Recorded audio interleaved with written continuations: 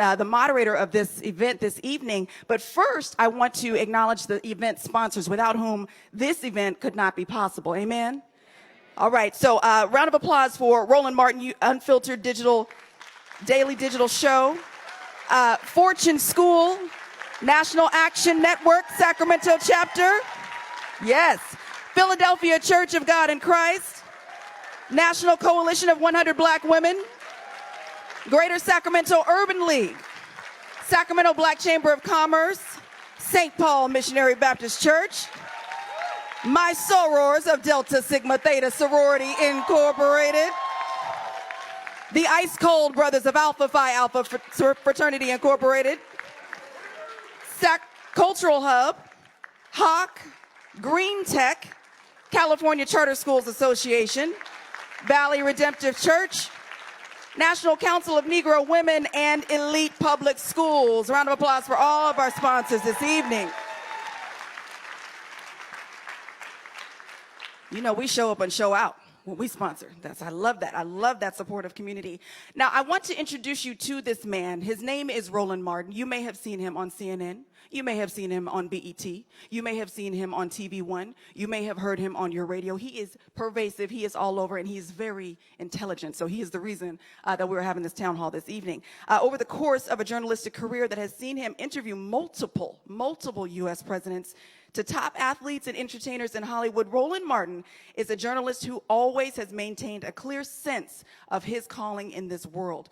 Mr. Martin is the host and managing editor of Roland Martin Unfiltered. Follow that hashtag. It's the first daily online show in history that is focused on news, the analysis of politics, entertainment, sports, and cultural aspects from the African American perspective. The first to take care of all of that from the eyes of African Americans.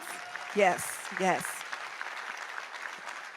Since 2008, Mr. Martin has been a senior analyst for the Tom Joyner Morning Show, Tom Joyner, where his daily segment is heard on more than 100 stations and 8 million people every single day. Mr. Martin has also been awarded the 2008 President's Award by the National Association of Black Journalists for his work in multiple media platforms, and in that same year, he was also inducted into the Texas A&M University Journalism Hall of Honor. He is also a 4-time NAACP Image Award winner, including named Best Host for the last 2 years. So that's 4 Image Awards. 1, 2, 3, 4. Yes. Mr. Martin is also a life member of the National Association of Black Journalists and a life member of Alpha Phi Alpha Fraternity Incorporated. Yes. He is also married to his queen, Dr. Jackie Hood Martin. She is the author of Fulfilled, The Art and Joy of Balanced Living, as well as Wedded Bliss. It's a 52-week devotional to balanced living, and the children's series, Hannah's Heart. Now, what we love the most about Roland Martin is his intelligence, his wit, his integrity, and the fact that he has maintained his walk as a Christian man throughout this entire journey, right? Right? Amen. Yes. So, ladies and gentlemen, without further ado, please join me in welcoming Mr. Roland Martin.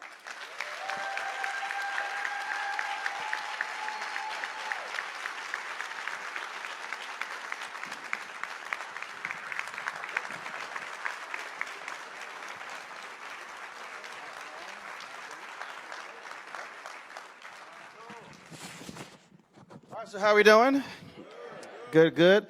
Sorry, I'm a little late. I was tonight on PBS, Stanley Nelson's new documentary called Boss, detailing the history of black entrepreneurship, premieres tonight all across the country. And so it'll be here in a couple of hours. But I was live tweeting on the East Coast. In fact, Stanley had asked me to do that before Margaret had called me, and so I was like, okay, I got to do this already. So I said, we got to push this back an hour.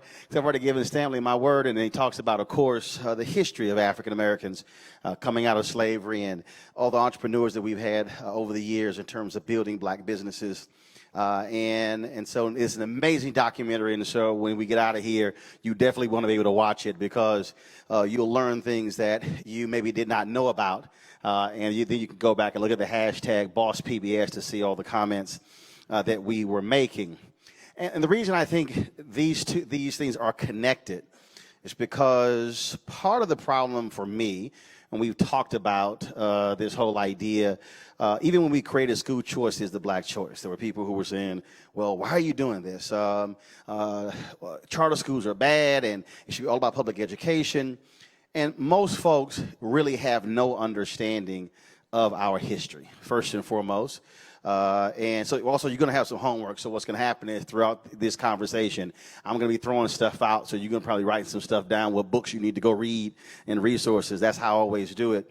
And one of the books that's critically important is called The Education of Blacks in the South, 1860 to 1935 by James D. Anderson.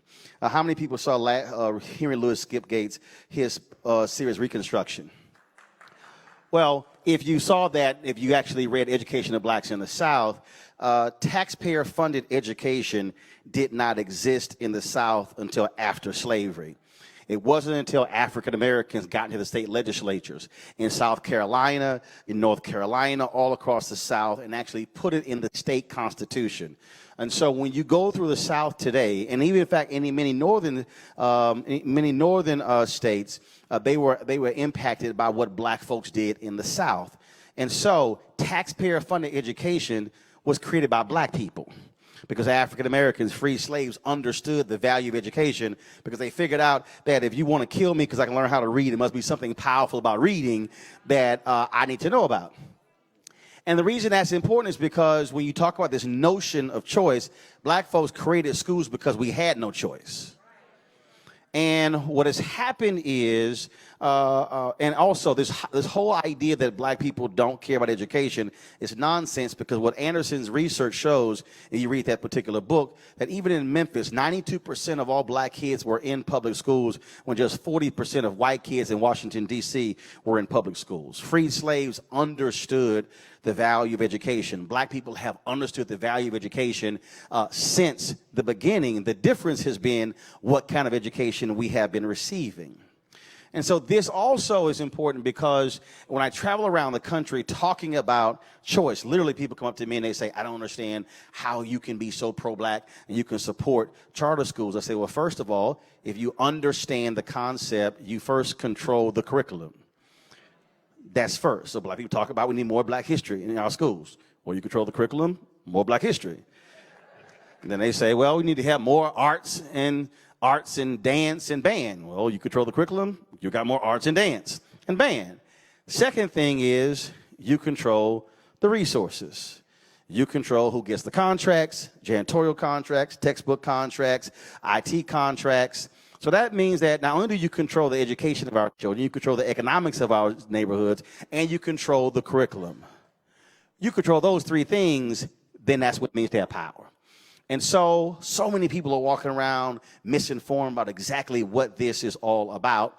And so we have been traveling around the country. We've been in multiple cities. We started this tour in Indianapolis, in Philadelphia, Indianapolis, in Atlanta. But for the last several years, I've traveled around the country with Kevin Johnson and Michelle Reed. And we've been to Tulsa, Charleston, South Carolina, Atlanta. We've been to Chicago, Nashville. We've been to Memphis, and all these places, because what I cannot tolerate are black folks who are walking around spinning stories and nonsense that somebody else told them, as opposed to the actual facts.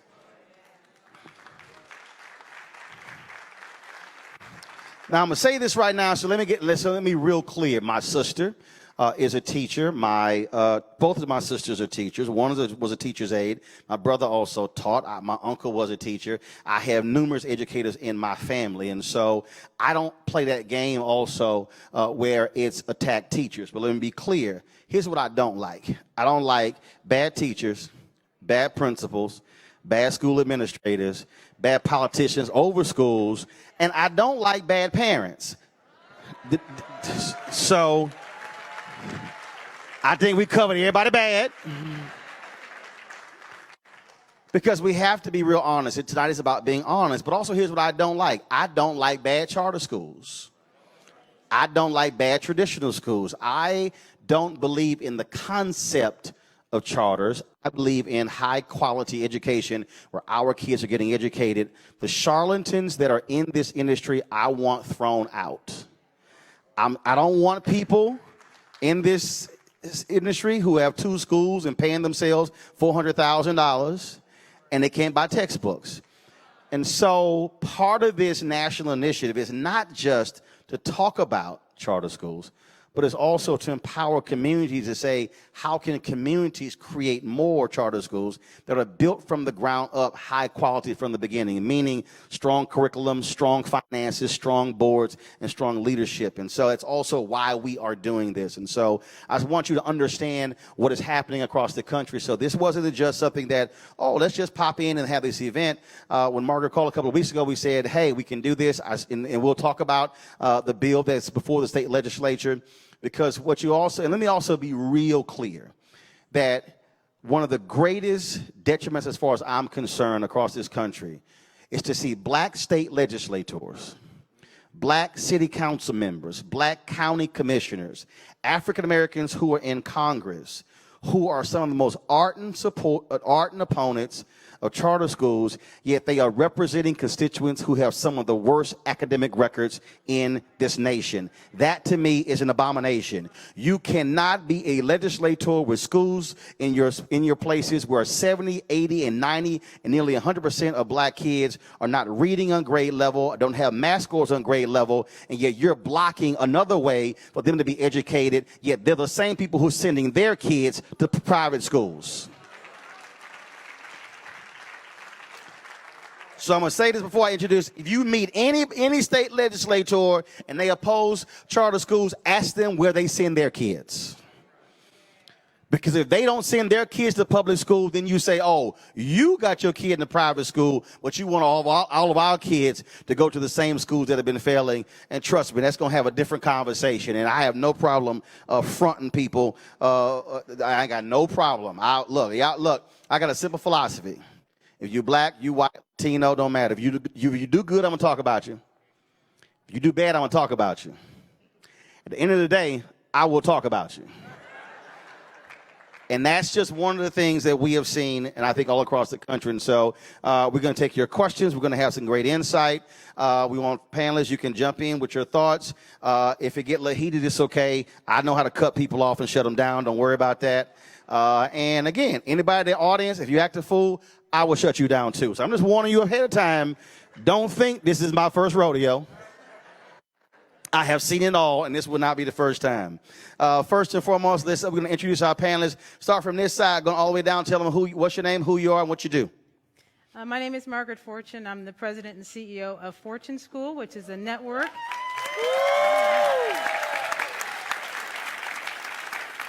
Which is a network of public charter schools designed to close 7, designed to close the African American achievement gap by preparing kids for college starting in kindergarten. Cool. Good evening, everyone. My name is Larry Lee. I'm a publisher and CEO of the Sacramento Observer newspaper. Thank you. Yes, the Observer has been publishing here in Sacramento for 56 years and are one of the charter. We are the charter publication with Fortune School on their efforts. Happy to be here. My name is Hazel Mahone, and I'm professor. I'm professor emeritus at California State University, Sacramento, and I also run a college prep math and reading academy where I take kindergarten now through 8th grade students to the university because they are behind in their reading and math, and we want them to get used to going to college. So we have our classes right on the college campus.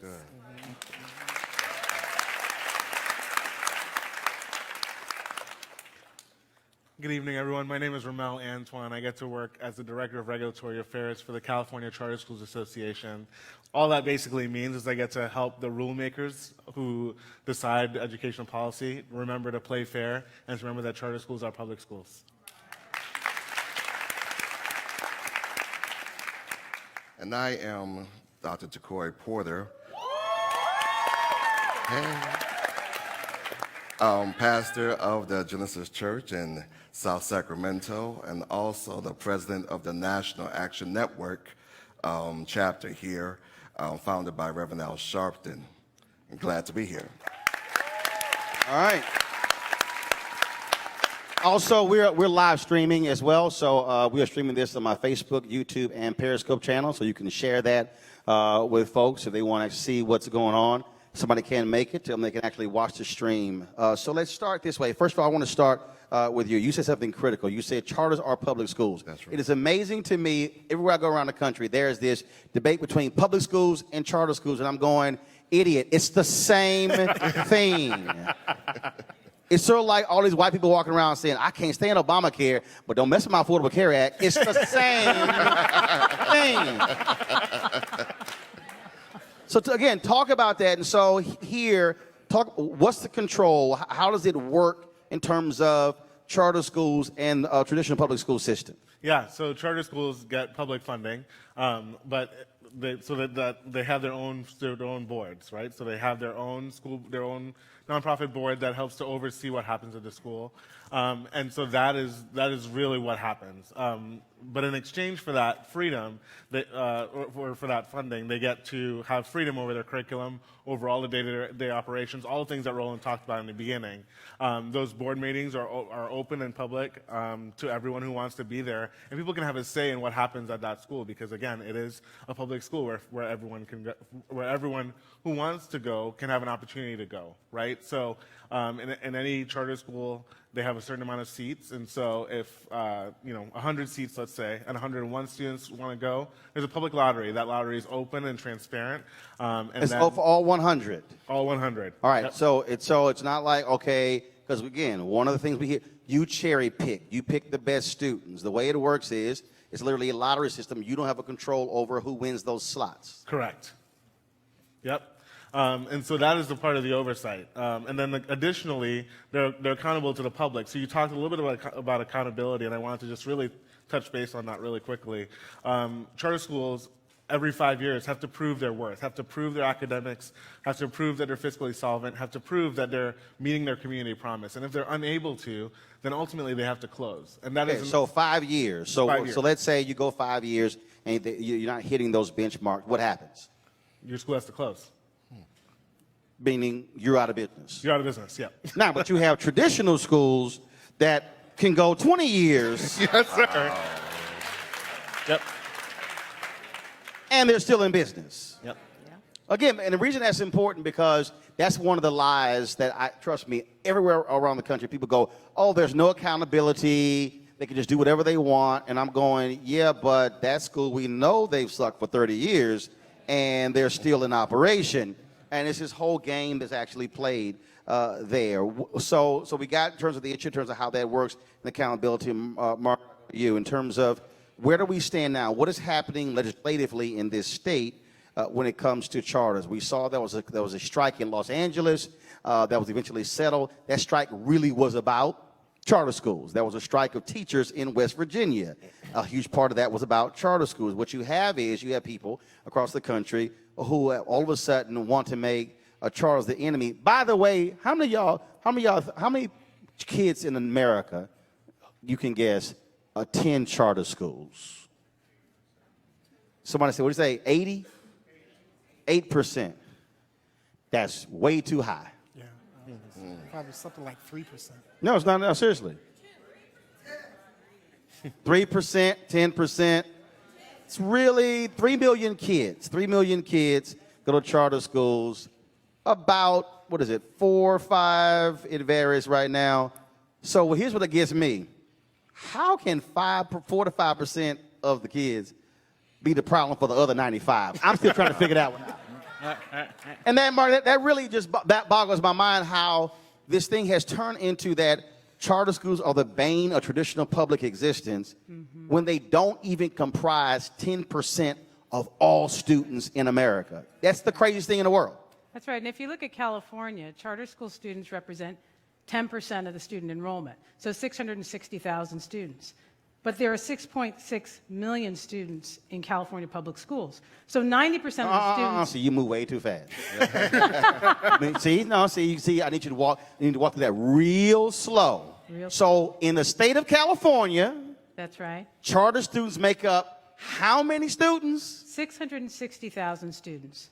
And how many total kids in California are in public schools? 6.6 million. So 90% of all kids in this state go to traditional public schools. That is correct. But charters are the problem. Right. Doesn't add up, does it? So you asked me about what's happening in California's legislature, and there are a slew of bills in the 1500 series. Assembly Bill 1505, Assembly Bill 1506, and Assembly Bill 1507 that have passed their first policy hearing. And together those bills would basically shut down charter schools in California because they amount to a very tight cap. That's what Assemblymember Kevin McCarty has authored in AB 1506. It also takes away appeal rights for charter schools. That's AB 1505 by Patrick O'Donnell out of Long Beach. And in addition, in O'Donnell's bill, it says that a school district could say no to a charter school petitioner if they find that the charter school will cost the district money. Well, current law says that the number one consideration for charter schools is academic achievement. Right. Not money. Not money, Which means academic kids achievement. failing. That's right. So in California, for example, black students are the lowest performing subgroup other than students with disabilities, students with special needs. So there's students with special needs and black kids. And then there's everybody else. Black kids get suspended at 3 times the rate of white kids, and the studies show that oftentimes it's for the same behaviors. The system just reacts differently to African American children. And so charter schools have been a way within the public school system for families, African American families and all families, to have choice. But it's particularly important for African American families because the district-run schools have so underserved black students, and unless you're a data denier, the data is irrefutable that that's the case. And yet in the state of California, black kids are not actually considered a high needs group under law. So, you know, it's interesting that black people can even be oppressed in a blue state. By the people. Oh, y'all can clap on that one. Y'all can clap on that one.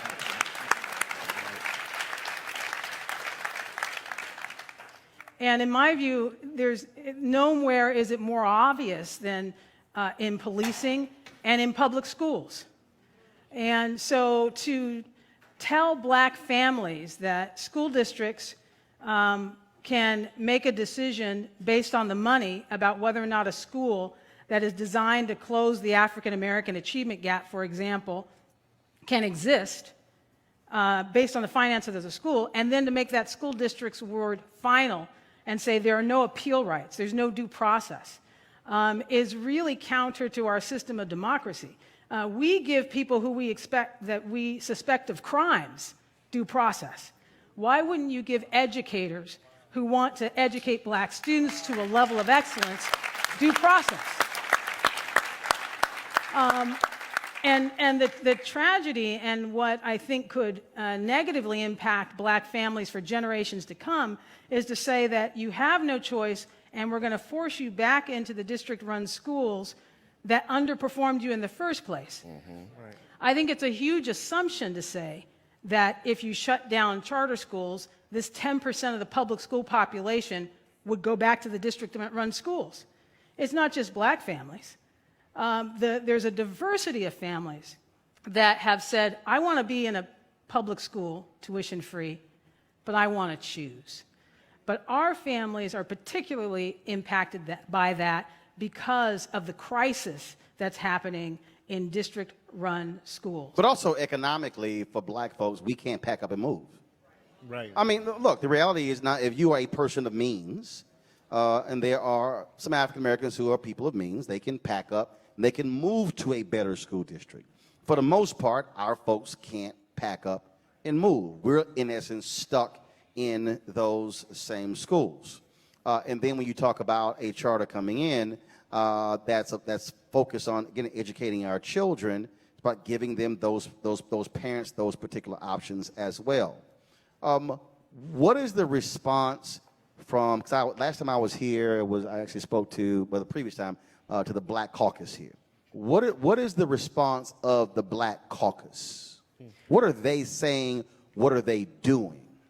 So I have to take my hat off to Dr. Shirley Weber. That's right. Just the mention of her name elicits applause because she is the current president of the California Legislative Black Caucus, and Dr. Weber has a background having been a school board member. She has authored legislation that is sponsored by the California Charter Schools Association to add black students to the local control funding formula and acknowledge them as a high needs group. Now, the current state of the legislature tells you why it's not enough to have the Black Caucus, because Patrick O'Donnell, the chair of the Assembly Education Committee, just denied her bill a hearing outright. It was supposed to be heard tomorrow, and now it's not going to be heard at all. Now, What's his name? his name is Patrick O'Donnell, and he's the chair of the Assembly Education O'Donnell. Committee. O'Donnell, that's right. Okay. So, so there are some members of the caucus, like Shirley Weber, who's supportive of charter schools, like Senator Bradford, who represents Southern California, Inglewood, who's supportive of charter schools. But there are other members of the Black Caucus, and Kevin McCarty is an example, who we are in his assembly district today, who is authoring a charter cap bill. And we had an opportunity, many of the members of the panel here today had an opportunity to meet with Mr. McCarty to ask him what gives. And the number one concern that he expressed to us again and again was about the money. He was concerned about the fact that, you bring up the teachers' union strikes, the LA. He was concerned about the fact that districts are not able to balance their budgets, and therefore that we need to have more students in the traditional public schools so that they can balance their budget. Now let's stop right there. Yeah. Let's stop right there. Again, so this is where we're gonna unpack this thing for a bit. Now, and anyone can jump in, but Margaret, I want you to definitely speak to this. First and foremost, it is not the district's money. Right. That's right. The money is allocated per pupil. That's right. The money is actually your tax dollars. That's right. It's not the district. Second, what's the number in California? How much is assigned per pupil? What's the $11,000 to $12,000 per pupil. So 11 to 12,000. Fact of the matter is, 11 to 12,000 is not actually spent per pupil. Correct. Right. So really, when he says to fund the district, it's actually to fund buildings, administrators, pensions, and all those things, There you go. not actual education. That's right. Now, Yeah. go ahead. And it, if you look at the district where we are, the school district where we are, which is the Sac City Unified School District, it's anticipated that they're going to run out of money and be bankrupt by November.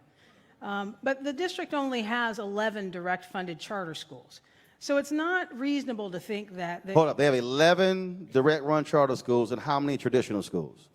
Well, they have over, I think, 50,000 students. So, to give... So how many kids in the 11 charter schools?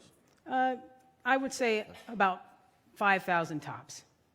So the 5,000 kids are the reason they about to be broke? Yeah, right. So the county Office of Education. You see what we're dealing with here in California, Roland. But the county Office of Education has responsibility for certifying district budgets and being honest about the state of district budgets. And what they've said is that what is actually in excess of what this particular school district can afford, and it's not uncommon to the districts, LA, Oakland, the pension costs exceed that which the district can afford. The health care costs are higher than they can afford, and they've made multi-year compensation package deals that is beyond which the district can afford. Now, the three things you mentioned have absolutely nothing to do with the education of the child. That's right. Just so we're clear. Go ahead. So charter schools make a convenient scapegoat, and why is that? I've talked about the legislators who are authoring these bills, but I haven't talked about the entity that is sponsoring them. And they are sponsored by the California Teachers Association, who I really think have used these teacher strikes, particularly in Los Angeles and in Oakland, to shoehorn in this set of bills into the legislature to oppose charter schools, which is something they never supported in the first place. So undoubtedly the politics. Even though the American Federation of Teachers has a charter school in New York, they actually run a charter school. And charter schools were the brainchild of the teachers' unions, because they originally thought that what would happen would be that teachers would be empowered to develop their own schools, and not be burdened by administration. And so that's why in California's charter school law, it says that you can start a school through having half the teachers who intend to work at the school put forth a petition, or half the parents is another route to chartering. Right. My schools, we have gone with half of the parents. But there's also that flexibility for teachers to decide to charter their own schools. So the thing is that this is big politics. And I heard... Not education. Yeah. Right. Politics. This is politics. And the most powerful lobby in California is the California Teachers Association. And so it's not surprising that in a blue legislature, and I speak as a Democrat, that a set of legislators backed by the California Teachers Association will be putting forward these bills to shut down what they view as competition within public education. But the thing is, it's like, do you have to control the whole thing when you've already got 90%? Oh, no, but here's my whole deal. If you were handling your business, there would be no choice. That's right. Right. So if you're not handling your business, I mean, again, that's sort of how we have to sort of attack this. But I want to go back here. So, okay, so who's the Cats district we're in? What's his name? Kevin McCarty. Kevin, say it again? McCarty. Kevin McCarty. Okay. So who has the stats on black education in his district? I do.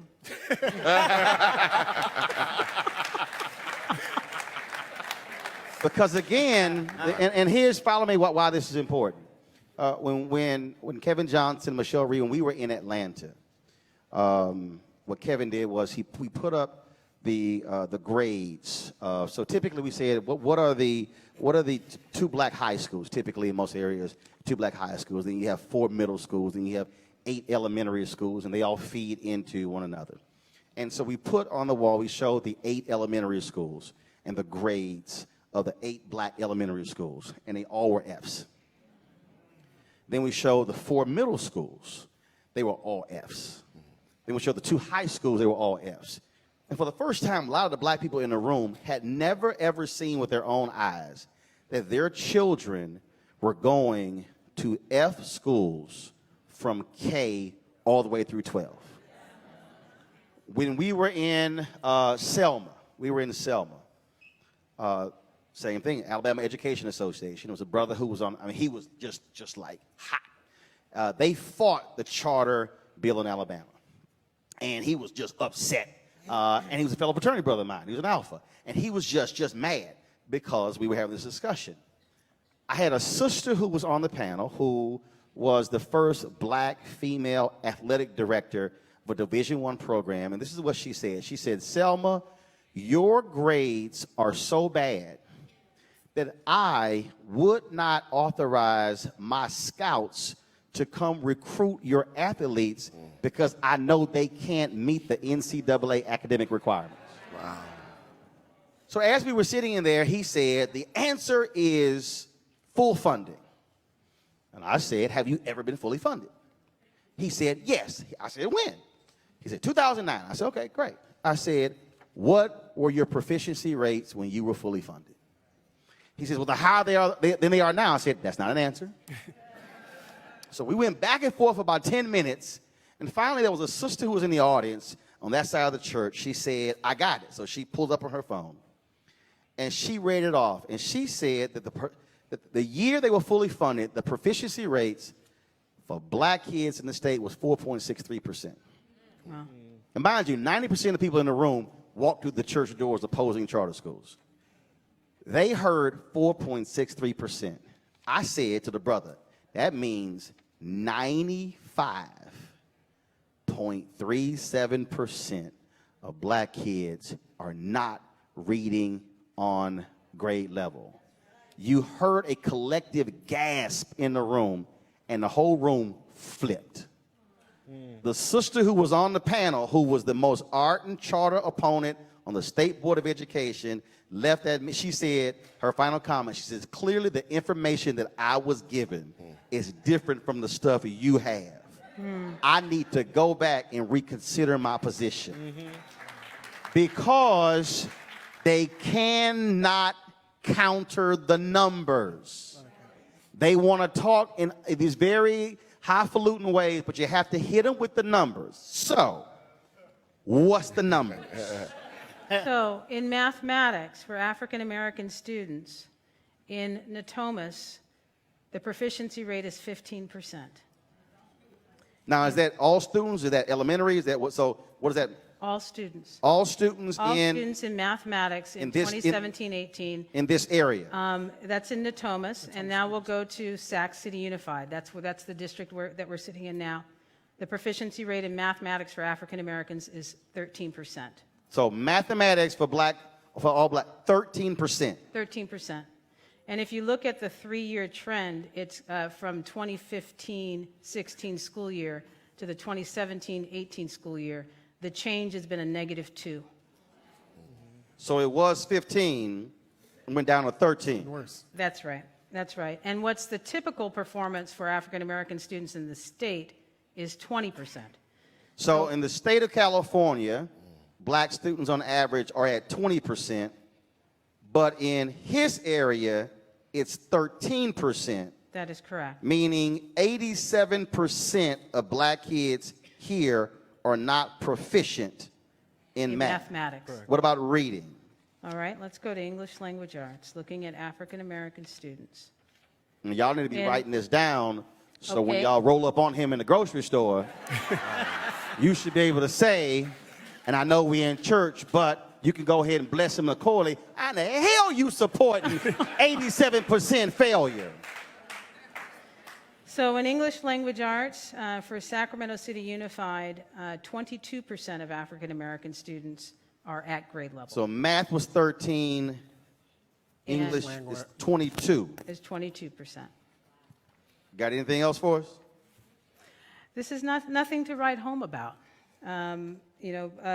For the state of California in ELA, black students are at 32% proficiency In English language arts. in English So language arts. 32 in the state of California, but right here, 22. That is correct. So the guy who is sponsoring the bill That there ought to be a cap. to cap charter schools represents an area that is below the state average, which is not anything exciting when you talk about 32 and 22%, which still means 67% of black kids in the whole state are not proficient. That's correct. Not just that. Go ahead. Not just that. In this district, so there's only about 10 primarily African-American schools in the state of California that have better numbers than these. 3 of them are charter schools in this district. In Kevin McCarty's district, 3 of them are charter schools. Hold up. I want you to repeat that. Right. Then I want you to name those 3. Here's, again, because, and why I'm doing this is, just so you understand, the reason we can't move the ball because we do not have the information. Yep. Right. Yep. And when you have the information, that's why I never got beat in debating on CNN, because I always knew more than they did. That's how you win arguments, when you have the information. So, say it again. So there's only 10 schools throughout the state of California that are predominantly African-American students that have African-American students performing at higher levels. And those 3 of them are here in 3 this of the district. 10 in the whole state, Are here in this district. in this district, In this district. and they're charter schools. They are charter schools. And who run those charter schools? Fortune School.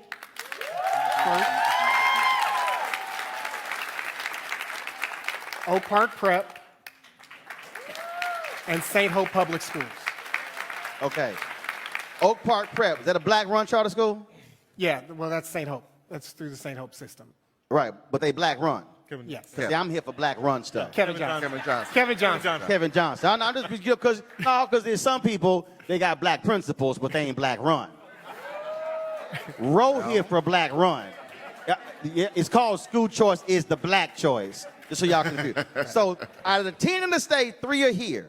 Correct. Okay. In Kevin McCarty's district. In his district. And just to add a little bit of color to that, for It's lots of color, but go ahead. Just the color. Yeah. So for charter schools in Sac City, African American students are performing better than the district schools, right? So to add on to Margaret's numbers, the charter school African American students in charter schools are performing at 20% in math, proficient or exceeded, right? That's over the 13% that Margaret talked about. And then for English language arts and math, 31%, as opposed to the 22. To 22. So the black kids here are doing better in charter schools, but in his district, but the dude who wants to cap the schools is ignoring those stats. But keep in mind, I think, and Margaret brought up a point in that some of us met with Kevin McCarty a few weeks ago in regards to this issue, because we were very concerned about this. And I think, you know, the most alarming thing, as she mentioned, was the narrative was never anything about performance. It's strictly about money. Right. And because they don't want it to be a performance conversation. Of course not. But I think, and you're in media, and you know this, the challenge is they're trying to control the narrative. They're trying to change the fact that they have done these terrible deals across the board, mostly administratively, and they're trying to find a way to put somebody on the hook for that. Yep. And what they're doing is putting their arms around something like this that has absolutely nothing to do with the performance of our children. And so as they continue to do that, as you say, we get misinformed and we get attached to legacy relationships with unions and the like. And I understand the impact that has had for African Americans individually throughout the state. But when we talk about collectively and looking at the fact that their real concern is that you've got teachers that leave teacher unions as well, and teacher dues that leave with those unions. Right. And basically, on average, each year, the California Teachers Association loses about $30 million a year to teachers who are no longer in their unions. Now, I don't know about your business, my business, but if I lost $30 million a year, I would be fighting for that as well, too. And that's basically what this is coming down to. Now, again, as somebody who's been covering politics, what I need you to understand is that in this nation, the two largest donors of political parties on the right is the National Rifle Association. On the left are teachers' unions. Absolutely.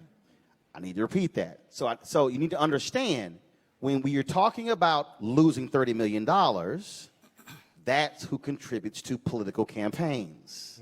That's who's controlling politics on the federal level, the state level, the local level as well. That's why you're seeing that. Now, Jackie, is George up? Give him 5. So here's what's going to happen. I did this I'm going to go to a couple of panelists, trust me. But George Parker was the head of the D.C. Teachers Union when Michelle Reed was the superintendent. He was her biggest opposition. George is now an ardent supporter of school choice. When you talk about the campaigns against charter schools, George was at the table when they created the policies on how to convince black people to be against charters. Yeah. And so even though it's 10:54 on the East Coast, I said, call George, wake him up. Because, and I've had George at our events before, because I want George to explain how they appeal to black people emotionally to have us oppose people like Margaret. Absolutely. Understand? No, this is a very clear design campaign to impact black people emotionally. Professor, I want to go to you next, because one of the ways they do that, to the point that you just made, is that teaching for black folks was the gateway to the middle class. Right. So what happens emotionally, they say, is what Margaret is doing, that's going to destroy black teachers, which means destroying the gateway to the black middle class, destroying the opportunities for African Americans to be able to make money. That is a clearly designed strategy. So what happens is black folks go, oh no, I hate charters, because my mama was a teacher, my grandmother, my aunt, my uncle, They go through this whole deal, but they totally ignore 13%, 22%. They ignore that. And Doc, the problem here is that when you hear those numbers, you have an impossible task because you're at the end of the education process. And if you have a kid who's black and only 13% are proficient in math and 22 in English, that is a recipe for failure for them going to any community college or four-year school. You know, one of the things that I wanted to mention is we've been working on an African American Achievement Task Force. We have 9 students in the year 2017 who were eligible to the UC system, who could go to the university, not a community college, not a state college, but the university system. 9 From out of this district? Sacramento City Unified School District. 9? 9. Only 9. How many black kids graduate? How many do we have? Oh, Kim, how many do we have? Black students who graduate in Sac City. 22 grad? Yeah, 16, 17. We had 9 students. No. I want to. How many black students graduate on an annual basis? So let's say in that class. So let's say 2,000 graduated. Okay. Out of 2,000, only 9 were eligible. Yeah. Only 9 were eligible. And 9. And we call parents in and we call students in. Black parents and black students. Black parents had never heard of A to G requirements. Right. Black students didn't even know what you were talking about. So there is an information gap there also. And I was in the meeting. But I bet them white kids in Long Beach in O'Donnell's district know about. Right. A through G requirements. Yeah, I bet they know. Yeah. And I was in the meeting with Margaret when she met with McCarty. And I asked him, because it seemed like everything was just right back to the money. And I said, okay, let's say that you get all these black students back from the charter schools. What's going to happen differently for them? The thing that caused them to go in the first place, what's going to happen now? He did not have an answer because he had to keep talking about he ain't got the an money. answer because he want to ignore 13% and 22%. Yes. See, this is now again, so we can, if we want to stay focused on money.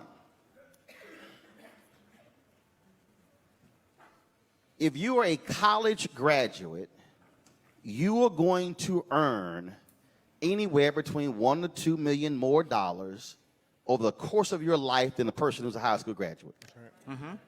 So the problem with the money conversation is we get screwed by the money conversation in primary and secondary, and then end up we get screwed in making the money in terms we become adults because we are unable to meet the qualifications to go to these state schools and to be, and then when we also do go, it's taking us 5, 6, and 7 years, which is increasing the debt with loans as well, and so it now greatly impacts us financially in another way.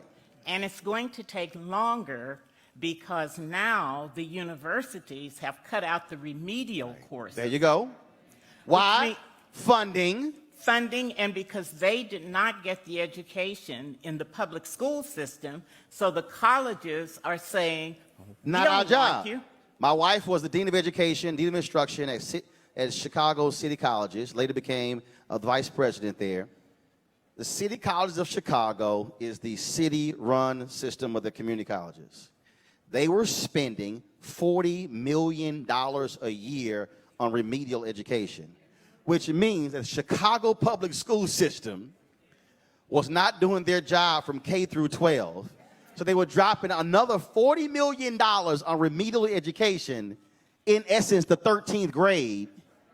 And folks were going, why are we doing it? Because your school system sucks. And again, we're the ones who get screwed. Pastor, the thing here is, and this is the reason we're throwing these numbers out here, is because, one, they don't want us to know these numbers. That's right. Because by what happens is, and again, this is the emotional appeal to black people. Black people walk around saying the answer to education is full funding. When that is not the answer.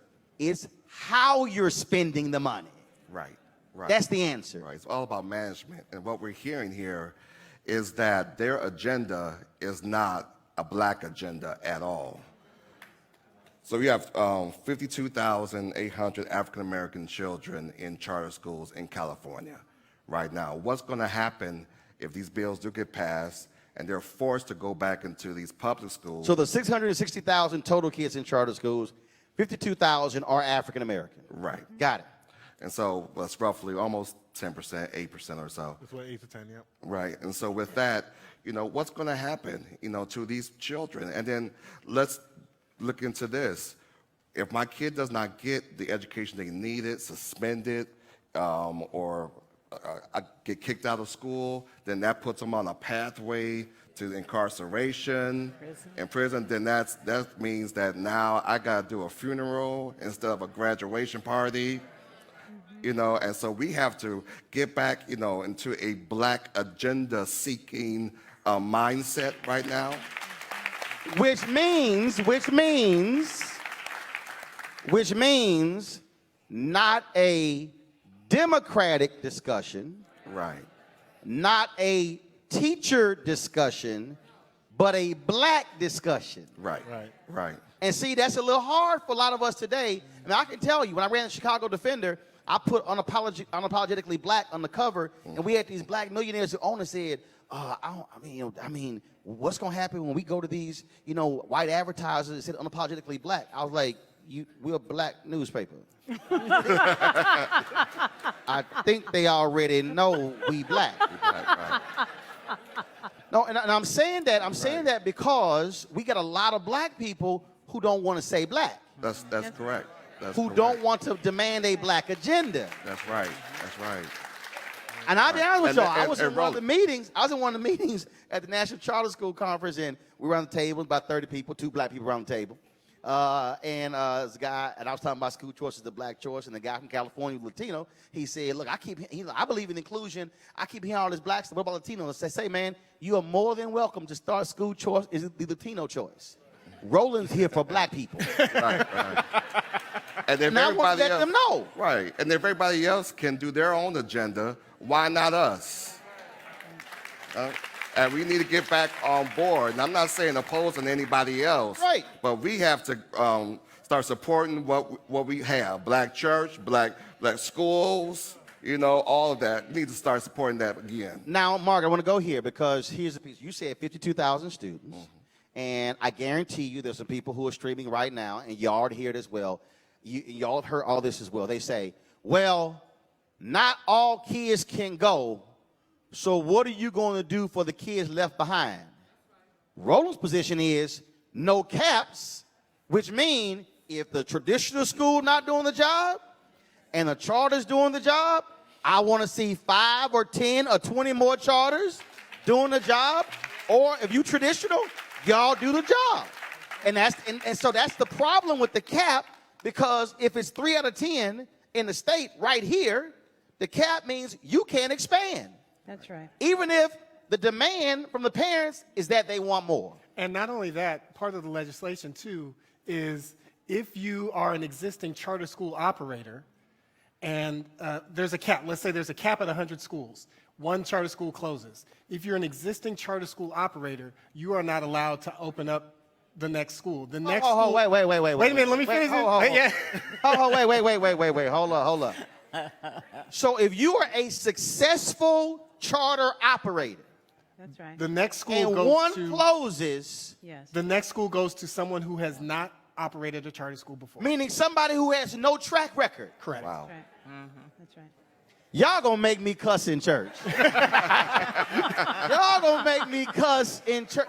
That is illogical. Make no sense. Yes. And what the logical thing would be to do is to take these 10 schools in the state of California that have a majority black student population, that are performing in the top half of student performance in the state and replicate them. Right. Right. You know, you've got George? George. Hey, Roland. All right, can y'all hear? No. No. All right, keep talking. Hold on. Keep talking, George. Hey, Roland, can you hear me? Yes, Yeah. yes. All right, George, so I want you to do this here. I want you to explain to people what was it like sitting at the table when y'all were crafting the anti-charter deal and how y'all were trained to appeal to the emotions of black people. When you say y'all, you mean when I was a union president? Yep. Well, I mean, I think that as a part of our communication as a union, I think we were very, very effective, I think, as unions. Unions are, first of all, by their nature, we as African Americans look at unions as always organizations that are there for our protection. Because, you know, during the civil rights movement, for example, unions helped to support wage increases and all for African Americans. So we have a lot of faith in unions. But when I was union president, a lot of what we did as unions were not necessarily in the best interest of children, but were in the best interest of our own political power. And our number one interest was that of performing our role as union leaders. One of the things that we were always better at than the so-called reformers, and that is we knew how to use black emotions because we learned how to paint charter schools as kind of anti-black. These are a bunch of white people trying to bring people in to take money out of the pockets of black kids, or it's some racist issue involved. And we have to be very careful about that because sometimes it's not necessarily intentional racism.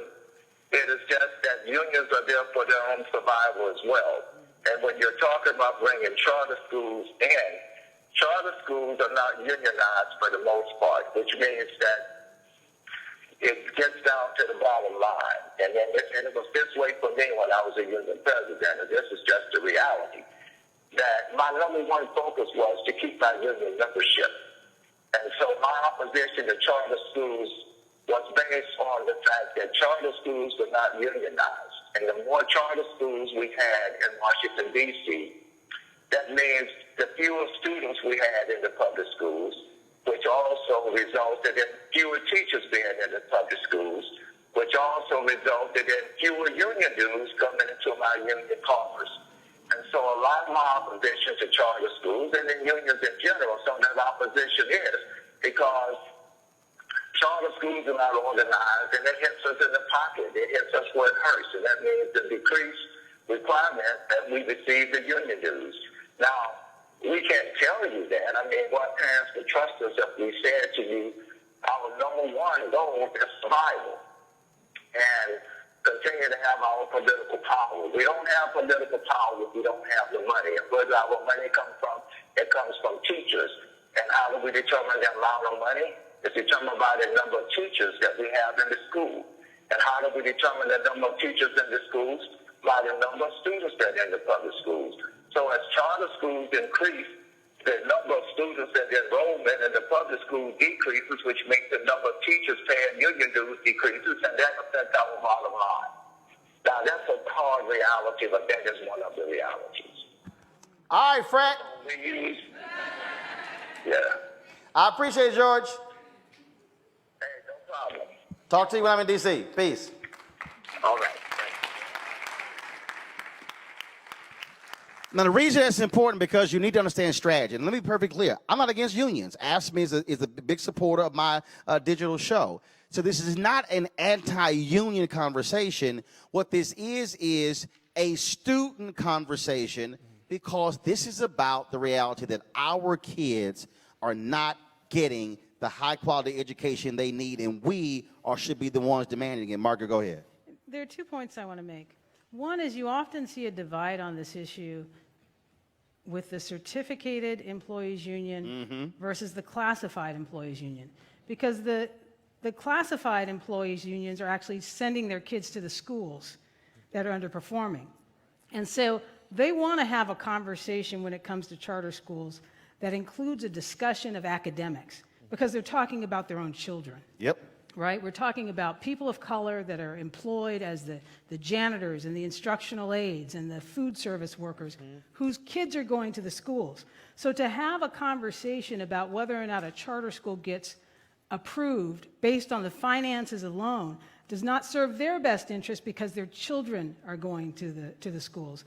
That's one point I want to make.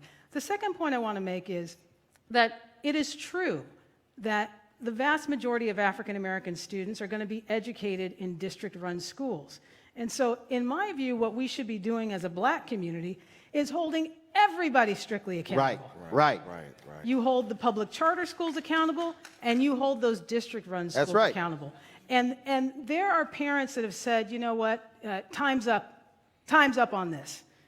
And those are the parents that find their way into charter schools. Yep. And at some point, we do have to say, time's up.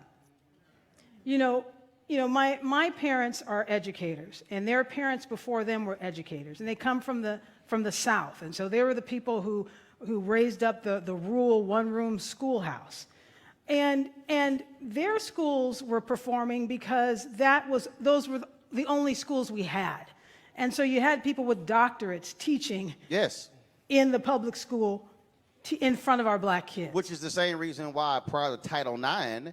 You had mostly women who were teachers, women who actually wanted to be doctors or lawyers or scientists and engineers, but they couldn't, so they went into teaching. So after Title IX, you had a huge gap for actually you still have it since Title IX, the quality of folks in the classroom, because you really had these really high quality people, to be perfectly honest, did not want to be teachers, no disrespect, but that was the only choice that they had. And so now the industry is trying to figure out, well, now how do we get these high-quality folks to become teachers, which is forced signing bonuses, changes in pay structure, because the old adage of teach for 40 years and get your pension ain't appealing to a generation today who wants to get paid right now. And I will also say, Roland, the mission motivates people to work for schools. 44% of my teachers are African American. It's the mission that is driving them to me, because we talk about black children and we don't change the subject. And we have a specialization in this work, and this is hard work. And we study this work. It's not by accident that we have the third highest performing majority black school in the state. It's by practice. It's by rigor. It's by high expectations. So what you're doing here is what Eva Moskowitz is doing in New York City, which is why Success Charter Schools has 20,000 folks on the waiting list. Steve Perry's school, they had several thousand people on the waiting list. The argument that I keep making, Romel, is that if you did not have thousands of people on a waiting list, then I understand the point. But there's a reason thousands of people are trying to get into high-performing charters, because they know where their kids are going, and they're saying, I don't want that for my kid. Yep. That's what they're saying. Absolutely. So let's now shift, because the other pieces is here. You have to mobilize and organize. Yes. Right.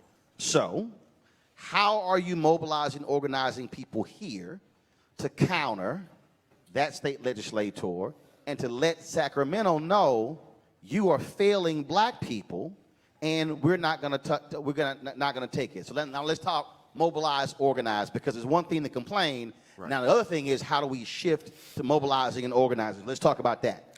So tomorrow there's a hearing for Senate Bill 756 by Senator Elena DeRazzo. She's a Democrat out of Los Angeles, and she's got a charter moratorium bill. So we talked about the bills that are in the Assembly. Now there's another one up tomorrow. Okay, hold on. What's her name again? Her name is Senator Elena DeRazzo. And where's she from? She's a Democrat out of Los Angeles. Now, so what needs to happen is, again, you probably already have, this is where you also get the stats on where she lives, because just like with Kevin, I'm very curious to know what's the reading rates and the math rates in where she lives, because that also speaks to if those numbers are the same, she's essentially opposing the kids getting a shot, and those numbers are there. And so, do you have? What time is this hearing? This hearing is at 9 a.m. tomorrow at the state capitol.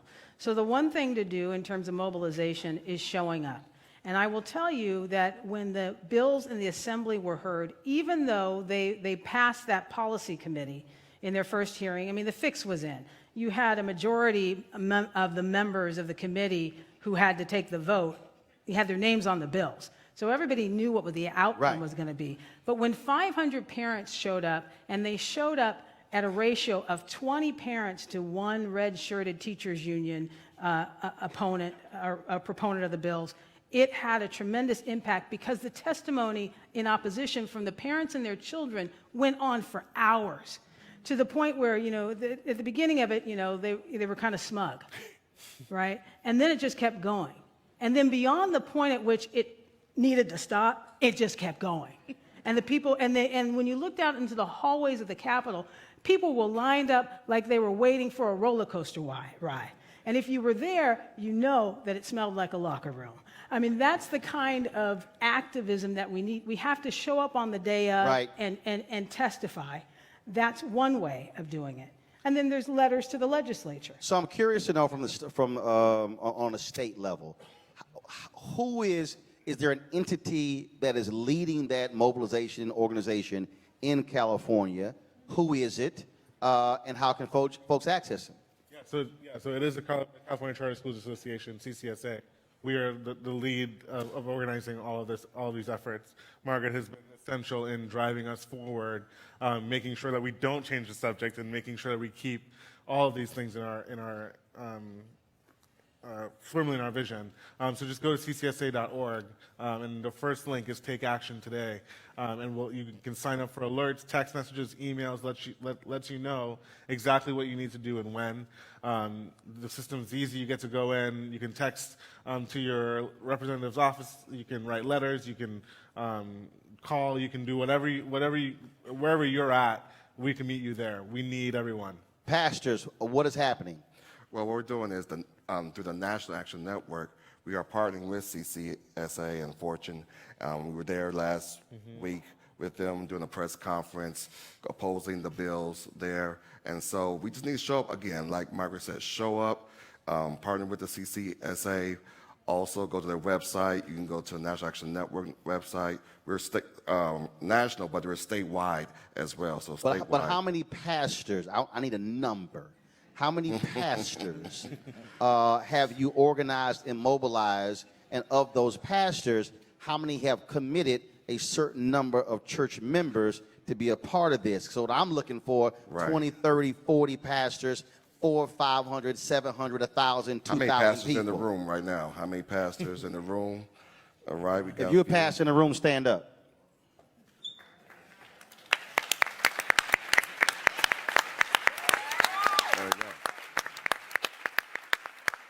So, no, I ain't say sit down. I ain't say sit down.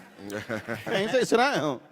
So the pastors in the room, are all of you mobilizing? Are you taking these messages into your pulpits? Are you specifically organizing your church members, walking them through, explaining to them these very issues and what you need them to do? Well, I think it's the education part right here for them. Right. And so to kind of put them off the hook. No, that's him. He ain't got the microphone. No. Because here's the piece. This is the piece. This is why I still say standing. Because we have to stop being romantic about the Black freedom movement. That's right. And talk about it in the past tense, when the reality is the same organizing methods still work today. Yep. And the connection has to be that this is literally impacting. So now let me go ahead and really bow down y'all alleys, sit in your pew. You need to be on top of this, because if you don't, this is going to have an impact on the amount of your tithes 20 years from now. Whether the church is open or not. This is going to, no. Follow me here. True. Follow me here. Ask any pastor, a real pastor does not tell you how many members they have. A real pastor will tell you how many families they have. families are homeowners. Families stay through multiple generations. And so if we have a group of renters we're raising, Right. they will not be family members at churches. And so this has a direct impact on the future survival of your churches, the quality of young folks and the education they're getting, because that will determine their income, will determine where they live, and whether they're renters or homeowners. And so this thing goes beyond just where they are now. This has an impact on your church growth 10, 20, 30 years from now. Y'all can go ahead and sit down now. So I want to say, Roland, there's something that people can do right now, and that is to pull out your phone and text 4 kids. No, hold on. See, Margaret, you go way too fast. See, Margaret ain't used to this. I mean, y'all pull your phones out. See, this how. Show me how it's done. Margaret, what church you go to? I go to Genesis. What's that? Episcopalian church? What's that? Y'all one of them new churches? Because y'all ain't doing this. No. Doc, you ain't doing this thing right. Pull your phone out and raise your phone in the air. Pull your phone out, raise your phone in the air. Pull your phone. I need to be able to see your screen. Pull your phone out. He knows how to do Pull it. your phone out. Yes. Teach us, Roland. I was Teach us. born and raised Catholic, but it was a black Catholic church. Raise Raise your phone high. Y'all look, y'all got phones over here, Deltas. Come on, I see all this red. Now you need to go to the text message part of your phone right now. Hit messages. Yeah, y'all text. This is not rhetorical. This is literal. Some of y'all ain't following my instructions right now. All right, Margaret, give them the number. The number is, you want to text 4 kids to 52886. Hold up. Tell them the number. The number first. Okay. See Margaret right there, Margaret, right there. Lord have mercy, she an educator. She can't follow instructions. Margaret, I need the number first. Okay, Roland, the number is 52886. I need y'all to text right now to 52886. 52886. One more time, 52886. Now I need you to text what? The number 4, kids. Is there a space or 4 kids? All together. 4 kids, no space. No space. 4 KIDS. 4 KIDS. Now, what are they texting to? What is that for? What that allows you to do is really simply send a letter to your state legislator. Okay. If you put your information in there, it'll tell you who your legislator is. So what it's going to say is, ask your legislators to hashtag Stand for All Kids. There's a link there. And then, of course, message data rates may apply. But that's old rules. You ain't got to pay for that now. Y'all know. And so when you click that link, you can send a letter to your state legislator. That's right. And they'll get it immediately. All right. Now, why is that important? Now, here's the other piece. Just because you did it here, that means now if you're on WhatsApp, GroupMe, Signal, y'all got them long black family text message chains like my mama, get on my nerves. 85 people, family members who I don't want to have my cell phone number, now got it. Y'all should send a text to them, say, send a text to this number and type 4 kids. This is no different than how we mobilize black people during the Black Freedom Movement. We're simply using technology. You can go to your social media pages, your Facebook page, your Twitter page, your Instagram page, your Tumblr page, your Snapchat page, all LinkedIn, all of them, and send the same thing because we have to mobilize people. Now, you say tomorrow, hold on one second, Doc. No, you said the hearing at 9 a.m. tomorrow. 9 a.m. tomorrow. How many people do you already have accompanying you to that hearing? We have hundreds. Yeah, we have the last 400. You already got 400 people. All right. Anybody in here, you've already signed up to go to the hearing tomorrow? Raise your hand. Okay, a few hands, so put your hands down. Who in this room would like to accompany Margaret to this hearing tomorrow? Okay, how should they sign up? What should they do? Wow. Yeah, so they should go to the CCSA. This is an interactive thing. This is good. Okay, Ramel, you need to help me out by looking up where it is on ccsa.org, where you sign up to go. Now, here's how we're going to do this thing. When this thing is over, all y'all who want to go to the hearing tomorrow, y'all going to come to this side of the stage. Y'all going to come right over here. If you want to go to the hearing tomorrow, I want y'all to come to this side of the stage. Yep, I'll take your and y'all need to, he will get all your information. because we have to show up there, show up and show out. And here's what's critical. Wherever you live, you should know, and if you don't know, who specifically your state rep is and your state senator. Just because you think somebody's your state rep does not mean they're your state rep. There's a whole bunch of people go to D.C., swear a black caucus member represents them, and it's a white Republican who represents them.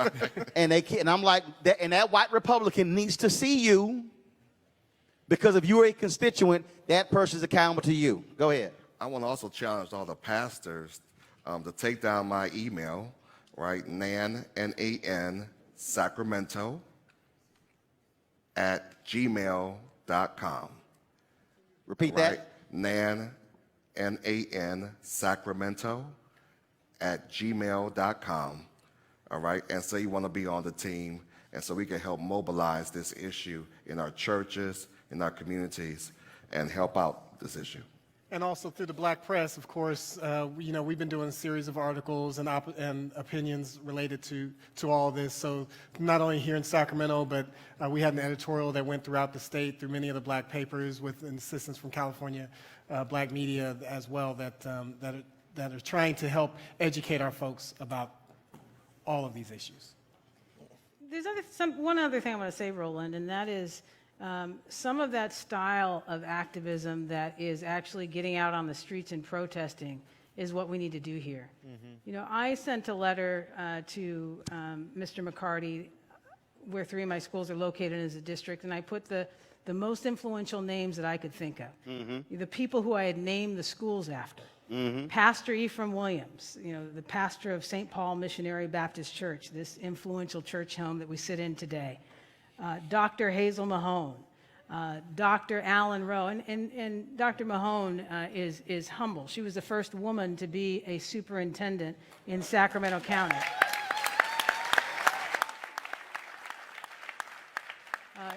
Dr. Alan Rowe, who is the founder of University College Action Network and has gotten 15,000 kids in the scholarship dollars to follow to historically black colleges.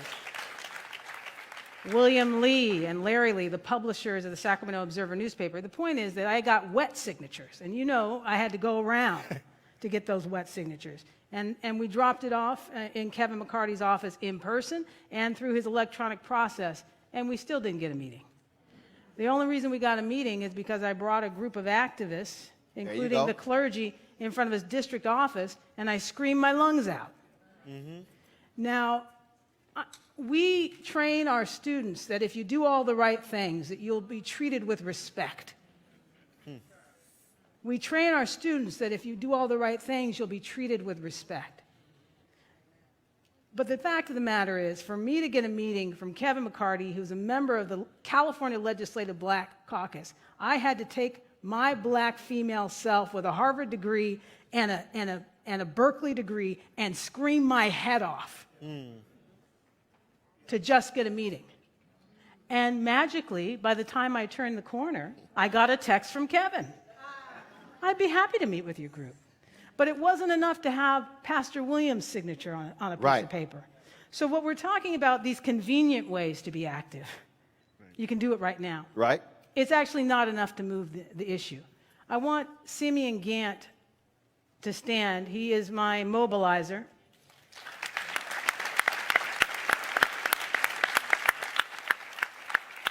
I was about to say, I saw that you're alpha man. That's all I'm saying. That's all I'm saying.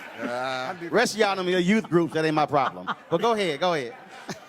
He is my organizer, and if you are interested in getting involved in more active ways, in more grassroots ways, demonstrating, having the protests on the sidewalk that we are so used to Reverend Al Sharpton doing, right, and created a model for that for us, then I want you to go to Simeon after this, and so he can connect your name, because we are going to continue to be active, and it's going to be an inconvenience. And I will tell you that the people who are the best at this, the best teachers of how to do this disruption, are the teachers' unions themselves. Yep. Right.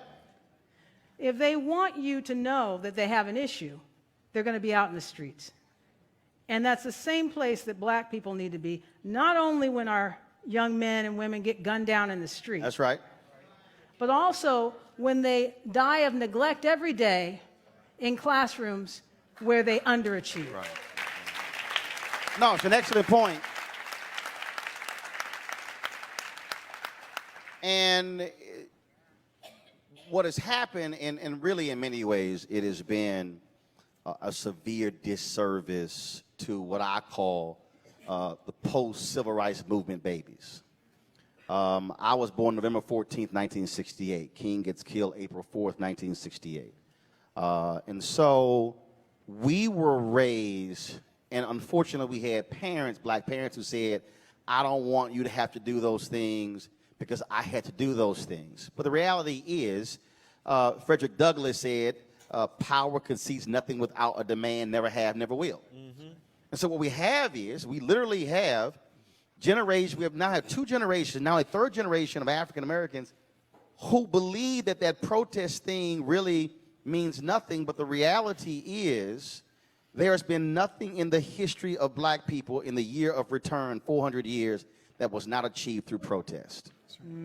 And yes, you would think philosophically we should not be protesting black state legislators. But the reality is, if there's somebody who is doing wrong, then they must feel that heat, must feel that pressure. Right. And I mean it, at their district office, at their church, because the actions that they are taking are detrimental to our children. And your child or your niece, your nephew, your cousin, they need to see you care enough to say, I'm going to bring that heat against somebody who is going against our interest. I'm a life member on the board of directors of the National Association of Black Journalists.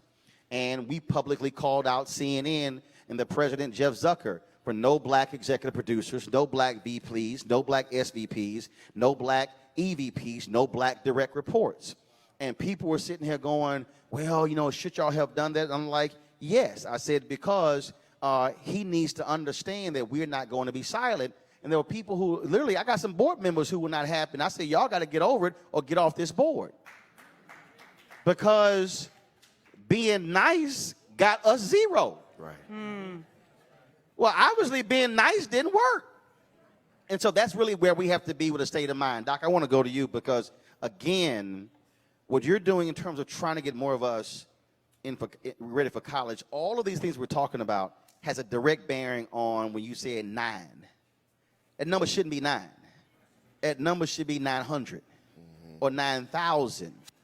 Because what happens between, and we know, by the time that child max 5th grade, I mean, you're now competing against time, right, in terms of trying to catch up. And so we have to take this thing seriously, that what is happening from K through that 4th grade is really determining whether you're going to have 9 or 90 or 900. And you know, it almost starts from the time a child enters school. And by the 3rd grade, if that kid can't read, he keeps getting skipped to this grade, to this grade, to this grade. And each year, it becomes exceedingly harder. And so they're not going to catch up with unless there's some kind of great intervention. But I also worked in the prison system, and the inmates were reading at a 3rd grade level. 90% of all inmates in Illinois state prisons were illiterate. Okay. There's a direct tie to illiteracy and prisons. Absolutely. 3rd grade level. And those students, I mean, you know, it's a captive audience now. They loved going to school, and they could look back and see what they didn't do.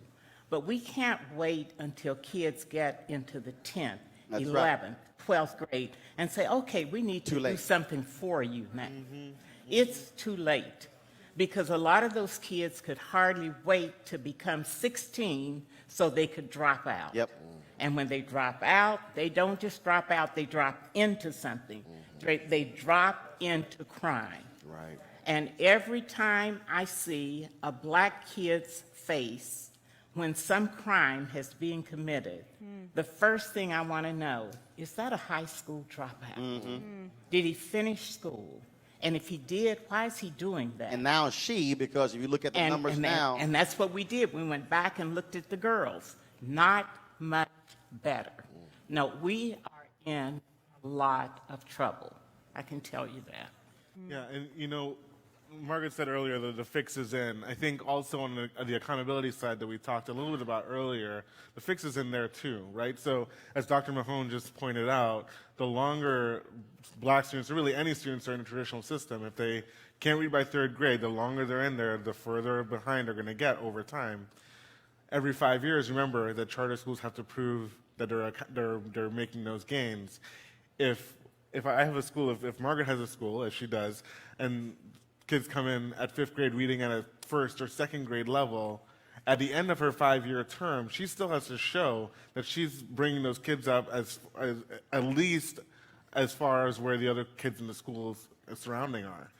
That is an incredible barrier to cross, right? Because as families are getting more choice, as they find schools that fit, you know, population-wise or even in terms of pedagogy, the other schools, the traditional public schools, their scores start to rise, right? Because students start to see that they're finding people who look like them, they're finding affinity, so that's where they're going to go. It's going to take our charter schools time to reach the growth that they definitely are showing.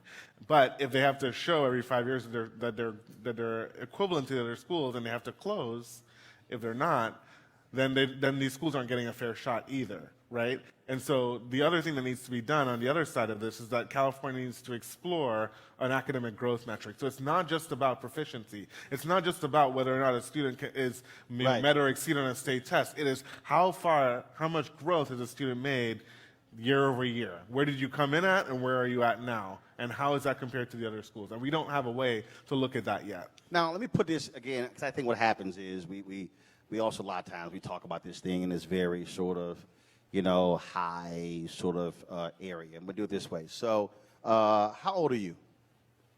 You in a red shirt. 11. You're 11. How old are you? 11. Right here. 9. 8. 8. Okay. So, we are 24 years away from America being a nation majority people of color. By 2043, 53% of America will be nation majority people of color. That means black, Latino, Asian, Native American. Whites will comprise 47% of America. By 2039, the majority of working class Americans will be people of color. In 3 to 4 years, in 10 states in America, the average white death rate is going to be higher than the average white birth rate. Just fact. So so the reality is, white folks kept having kids, black people kept having kids, Latino kept having kids, and so the demographics are changing. It's not just a question of, if you would listen to the crazy folks in Washington, D.C., oh, it's legal immigration. No, that's not what was really driving this. America is shifting from a majority white nation to a nation as people of color. The problem is, unless we confront this very issue today, in the next 24 years, we in many ways are going to be like South Africa. When I interviewed Winnie Mandela talked about the high unemployment rate of black South Africans. And she said what people forget was the children were protesting during apartheid. They were fighting apartheid when they should have been in school. Now, apartheid is gone. They're now adults. Now they're illiterate. So they're now dealing with that and then they're birthing children who are likely going to be illiterate. So the issue that we're facing is that if we don't treat this as the most important civil rights issue of our lifetime, then in 24 years, when she's 32, when he's 35, we're going to have another generation of kids in the exact same position. So for a lot of us, we keep thinking about this thing in terms of, well, I have a kid or I have a niece or a nephew, and then once they're out, then I'm done. No, this issue we're talking about will have a direct impact on the future of this city, of black churches, of black colleges, of black newspapers. It completely impacts everything that we're talking about. So the question is, will we have an educated black population, or will we be like South Africa? We're in the majority. We don't control the finances. We don't control the power. We don't control the resources. And we still are looking way behind everybody else. So we have to be thinking about this thing from a lineage legacy standpoint. That's right. Meaning every action we take today, going to that hearing at 9 a.m., has an impact on 2043. Mm-hmm. Fighting to keep not having these caps impacts 2043. It impacts wealth, the ability to be able to make $1 or $2 million more over the course of your lifetime with a college degree than those who only have a high school diploma. It impacts all of these different things. It impacts right now black home ownership is around 41%. We've never gotten it as high as 60%. It impacts black home ownership. And so we should not just look at this thing as Margaret School or Black Kids in School. The discussion we're having today has a direct bearing, literally, on the future survival of black America. That's how major this thing is. Doc, go ahead. This should be an all hands on deck Yes. type of situation here. And you know, for some of this is like really high up there, high talk, some of it is. But then also we can get back to grassroots things that we can do in our churches, in our communities, where we have mentorship programs, reading programs, you know, things Freedom like schools. that. Freedom schools. Yeah. And we support those. Yeah. And if you've made it, you've done it. You know, my son is graduating from a public school. He's one, I guess, the 9 that got into the UC system. But then I think I saw him. come on, yeah. But then he got a full ride scholarship to Harvey Mudd College, the MIT on the West Coast, and that's because he had a 4.5 GPA, correct? Cumulative, you know. So we're excited about that. But I have his mama and the mother-in-law, my mother-in-law. She helped teach them, you know, homeschooled them before they got into school. Right. You know, and trained them, taught them how to read before they got into school. Yep. And were taught to read. We just can't just put everything on a charter school, public school. Oh, absolutely. We got to get some home training, some community training, and make sure that our children are right before they even enter into any system. But before I go to take some questions, so a couple of things. First, if you're a pastor, you should go to the Children's Defense Fund. They have an entire toolkit on how to open a freedom school in your church. So that's first. And so you don't have to ask anybody's opinion. You don't have to ask anybody's permission. You should be tapping into your retired teachers in your congregations to turn your churches into freedom schools, offering tutoring sessions after school. You should be doing a census in your area. I would say a half-mile radius around your church. Send your members door to door saying, is there a child in this house under 18? Let them know that you don't have to be a member of the church to come to the free tutoring sessions. And then guess what? You might end up getting new members because you actually are showing up knocking on somebody's door. I'm just saying, amen. But the last thing is this here, and again, why I need us to think about this thing just so far beyond. So when he said got a full ride, let's just say he got a partial ride. Let's say it was 50%. That means that the average black kid leaves college with double the amount of debt as a white child, which means that his son is going to be, when he graduates, he is starting his adult life debt-free, which means that his earnings for his first 10 years after college will not be sucked up by student loans. That's right, that's right. Which means that if his son decides to get married and buy a house, then even if, let's say, daddy doesn't give him a loan for it, or give him a gift for it, he's now able to now do a down payment on the house and not have accrued so much other debt. So again, what happens? I have my sister's 4 kids.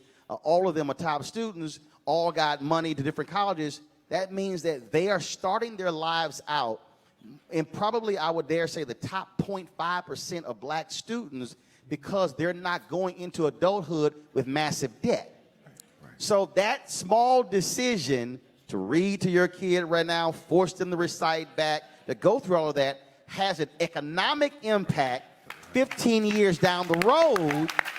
So I'm trying to get us to see this thing beyond today, and the decisions we make today has an impact, which means that his son, if his son goes into adulthood debt-free, that means there's an 80 to 90% chance that how many kids he has, they will come into adulthood likely debt-free. So this is a generational thing. That's right.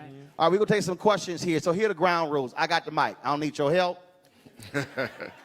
You can just put your hand down, keep it in your pocket. Don't grab the microphone. I got it. We ain't here for no sermonettes. We want you to ask a question. If you got a specific person you want to answer your question, target them. We're going to get as many questions in as possible. So how I'm going to do this, I'm going to go from here, here, here, here. All right? We ain't lining up. You don't get favors because you old, because you alpha. Ain't how we do it. So on this side of the room, anybody got a question this side of the room? Your hands up first. Step out now.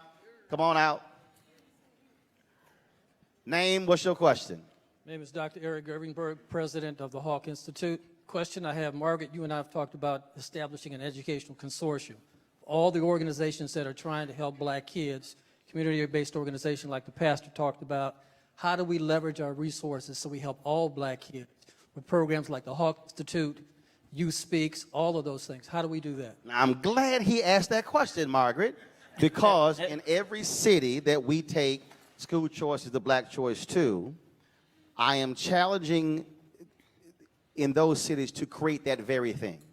First of all, are the very people who are involved in the charter school movement, but to create those educational consortiums. So really what should happen is, and this doesn't require, I don't believe in group meetings. I believe whoever wants to show up, shows up. So even if it's 4 or 5, you establish that consortium here, and then that way you're all the connectors. And so that way when somebody comes in, they say, well, who the black education people? Right there. That's a group, it's an ad hoc group.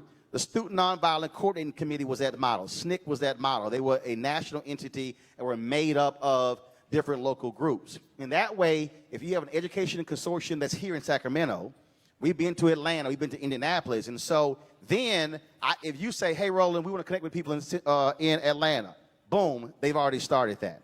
And so we're creating one of those things. Margaret, your thoughts on that? And if you already done something like that, what are you doing? Yeah, I think that that's a great thing to do, and I think that what I can do as a leader is that we have buildings, we have schools. That's a resource, and I think we have an opportunity to have an ecosystem, and that ecosystem can cultivate and grow in Fortune schools across our 7 campuses. And they also can reach beyond the walls of our campuses. But I think it's a great place to start, and I think that all of the different organizations that are here are evidence that ecosystem exists in California, in Sacramento, that we have a very rich black civic life in Sacramento. And so I would love to work with Hawk and the other organizations here towards creating that type of council. And here's the deal, the people who don't want to be involved, fine, don't call them. Do the work, and then all of a sudden when they want to get involved, tell them, come on, but we're not going to stop because of you. But SNCC really is, I think, that model, that sort of that consortium that when they met at Shaw University, that's what they actually did. Come on. Baby, I got you. I got you. I got you. Go ahead. Good evening. I would like to really acknowledge Miss Fortune, Margaret Fortune. She's one of our young people who we are extremely proud of. Thank you. And one of the reasons being, I'm not going to try to embarrass you, that this Fortune School is a vision beyond all of you, us old activists, us elder activists. It's number 5 on the 10-point plan. And I thank you so much because I've gone through the public school. I had a choice. I always wanted a choice. I couldn't afford the choices that were offered. First time I had a choice to take my child out because I have 6 sons. It's difficult with boys. I have 7 siblings. They're all male. So I learned after my mother. Thank you for that choice. But there's one other point I want to make. In all of the constituency groups, I haven't heard black labor, nor have I heard black moms. I retired from the state of California. I worked for the Commission on Teacher Credentialing. I was a union steward, and I retired as a chief steward. The majority of the workforce in the state of California, state employees, are female. We pay union dues. I was paying $90 a month on a clerical salary. Those moms would get calls from the schools about their children. Choice. Choice. Fortune School gives me a choice. They're not suspending my child. All right. Not that he was going to be suspended anyway. Yeah, not when you walk around with that stick. Got 6 sons, got that big stick. They ain't gonna act a fool. Question, step out. They gonna get beat with that stick, they act a fool. All right, what you got? Mitchell Stewart. I'm a federal employee, and she touched on something. Our country is really suffering concerning the infrastructure. So you have programs that are structured for trades and labors, or a partnership with anybody that works in trades and labors, because the country was built on trades and labors. Well, actually, it was built Hello. free labor. Free labor. But go ahead, I understand. It was free. Yeah. So you're asking what? Does their school have that? Have the trades as a part of it? Yes, are you looking to the future as far as develop a curriculum for trades and labors? Cool. So the focus of our school is particularly our high school is actually STEAM, so science, technology, engineering, arts, and math. We haven't had a focus as you've described, but we are investing our focus in the sciences. But because I interviewed Bob and Sheila Johnson, and they talked about that as well. And again, that doesn't mean that can't be a school that's created, right. Because part of the issue we do have is that we have really, really book smart kids today who can't fix jack. No, straight up, they can't fix nothing. I can't fix it. And so that's one of the things. And see, this is all now. But understand though, this is a hard thing for black people because what happened was when you had, first of all, coming out of slavery, you had this 30-year battle between black freed slaves and Hampton University, because they wanted to only teach black folks agriculture. Booker T. Washington was the biggest proponent of that. Part of the problem is that at Tuskegee, yes, they could work, but they literally couldn't read or write. So you get this huge battle. Go all the way up to the 70s, black parents fought trades because black kids were being steered into trades as opposed to college. They threw them out. Now the problem is you have folks now who don't have a skill set. So there has to be a balance there. And so it can't be we're going to force you into a trade. It really should be your choice. But that is a critical deal because, look, I am not unclogging a toilet. But again though, master plumbers can command 6-figure salaries. Right. That's right. So we were operating now in this world where there are some people, and again, it's hard for us to admit this, there are some people who simply are not designed for 4-year institutions. But the question is, what kind of education do they get? And so there's a balance there in terms of the whole issue with trades. And so, but that still is an opportunity, and that discussion is happening all across the country. Folks are talking about really emphasizing those trade schools, bringing them back into schools. All right, what's your question? My question is, we heard the numbers of the overall population, but I want the audience to hear the numbers of the black male population graduating from high school. What do those numbers look like? Because it could probably put some people to tears in here tonight if they really hear those numbers. Because there's a crisis. We got them? Middle of a crisis, and we have to address the issue of the black male. Do we have them? Well, somebody pull your phone out and Google them. Oh, yeah. I don't have them. Maybe Cassandra has them. Do you have them, Cassandra? Well, Cassandra. Cassandra got put on. Cassandra like, don't you call me out like that? Cassandra like, I ain't trying to say nothing. She like, I'm way in the back, I ain't saying nothing. Cassandra, do you know those numbers? No, I don't, but I will look them up. Cassandra, I got the microphone. Put your hand down. Okay, that's right. That's right. You did say that, right? She ain't want to talk. Now she want to grab the mic. Go ahead. No, but to Dr. Mahone's point earlier is that in Sac City Unified School District in particular, we do have an issue with graduation rates for African American boys in particular, and then girls secondly. And what we're trying to address on that task force is the culture of the schools as well as the academics, so we can turn that around. All right. Now we were still going to Google it, so somebody got it. Let me know.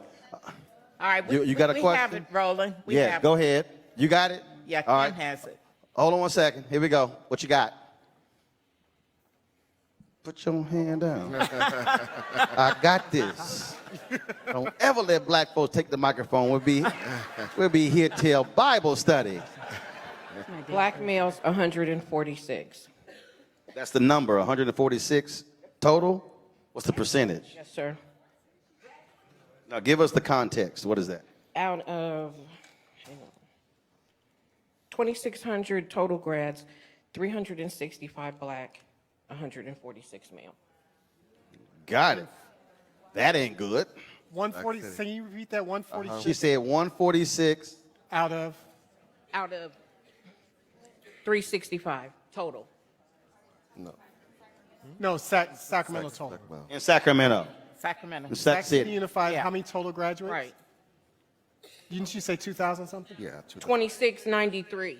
2,693 graduates. 300 plus were black. 46 were male. 146 were male. Okay, got it. In Sac City. I'm gonna go here, then here. Step out. Yeah, hands down. Okay.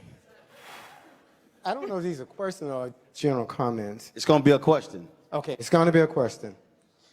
My first thing is, we talked a lot about education tonight, but I bet if we really thought about it, it'd be hard for us as individuals to define what education is.